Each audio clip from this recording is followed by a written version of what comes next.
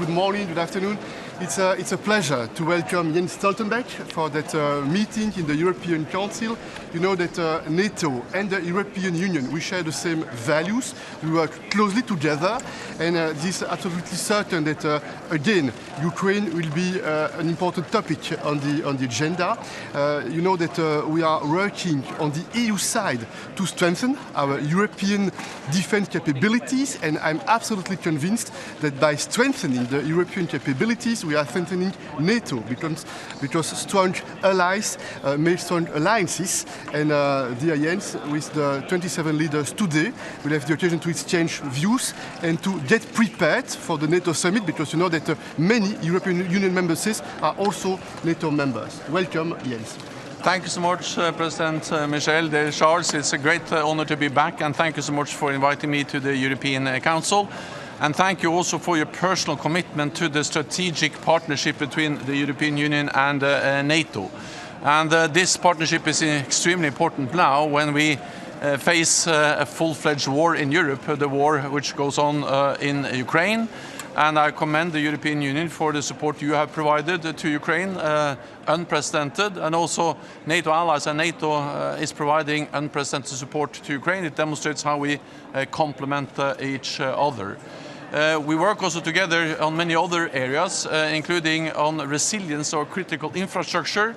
And we have a task force together, the European Commission, supported also by the European External Action Services. And the report is released today on how we can further strengthen what the European Union and NATO does together to protect energy, infrastructure, transport infrastructure, and other types of critical infrastructure. Last, I would say that the situation in Kosovo also demonstrates the importance of NATO-EU cooperation.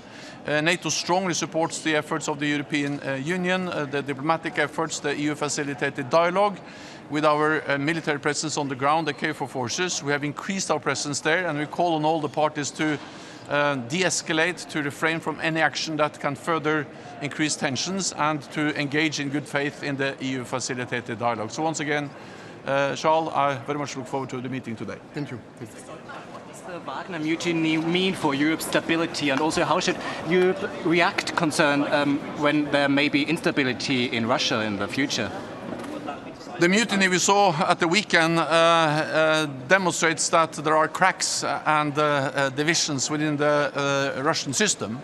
At the same time, it is important to underline that these are internal Russian matters, and it's too early to draw any final conclusions. Also because it's not yet clear how many of the Wagner forces that will end up in Belarus or other places. What matters for NATO is that we will continue to support Ukraine. At the summit, I expect new announcements of military support to Ukraine. We will also agree a multi-year program to help Ukraine move towards NATO, to be fully interoperable with NATO. So we just need to continue to support Ukraine and ensure that Ukraine prevails as a sovereign, independent nation in Europe.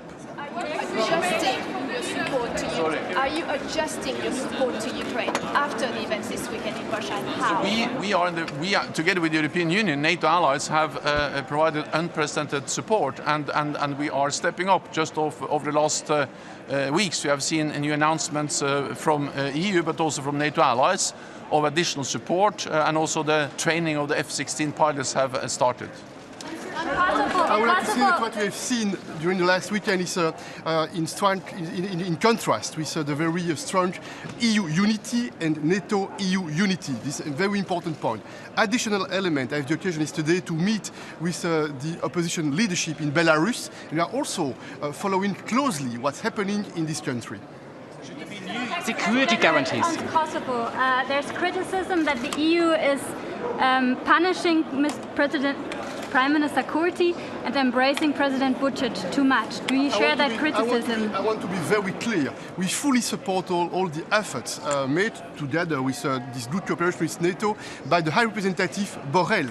And I would like to say that we also support the idea, as soon as possible, to organize a conference with some EU member states very active in order to support all the mediation efforts in close coordination with the United States, because we feel that the recent months we have seen some difficulties difficulties becoming reasons for escalation. And I think that time is come to have a global approach. Time is come to make clear steps in direction of the normalization. And it's very important because you know that on the EU side, we would like also to do our best for the Western Balkans together with the Western Balkans. Should there be new security guarantees for Ukraine? The Ukraine wants security guarantees until NATO or EU membership. Should there be new security guarantees for Ukraine? Well, at the NATO summit, we will address Ukraine's membership aspirations, and I'm absolutely confident that the NATO allies will send a very strong message of support to Ukraine. We also have to remember that all NATO allies agree that NATO's door is open. This is demonstrated recently by inviting Finland and Sweden to become members of the alliance. We also agree that Ukraine will become a member of the alliance, and we agree that it is not for Russia but for the NATO allies and Ukraine to decide when the time is right to extend a full invitation for Ukraine to join. The most important thing and the most immediate and urgent task is to support Ukraine, to ensure that Ukraine prevails as a sovereign, independent nation in Europe, because unless we are able to do that, there is no membership issue to be discussed at all.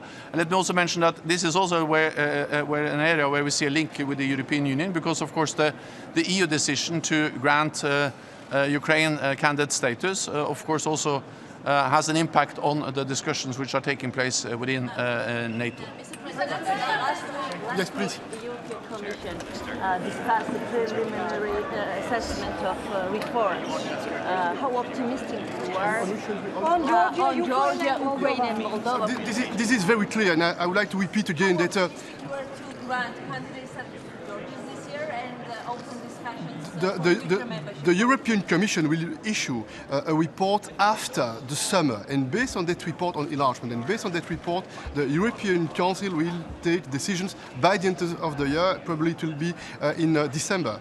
On Georgia, we welcome the recent steps made in Georgia, and we will do everything to support the Georgian efforts, but we will see what will be the report after the summer, and a lot will depend on Georgia. The implementation of the recommendations will be key to allow the European Council to take decisions with regard with Georgia by the end of the year.